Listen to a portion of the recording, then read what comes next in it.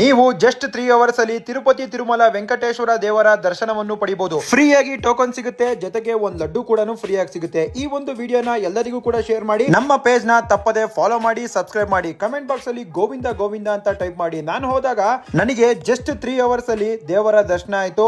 ಅದೇ time slotted ಸರ್ವ ದರ್ಶನ ಟೋಕನ್ ಅಂತ.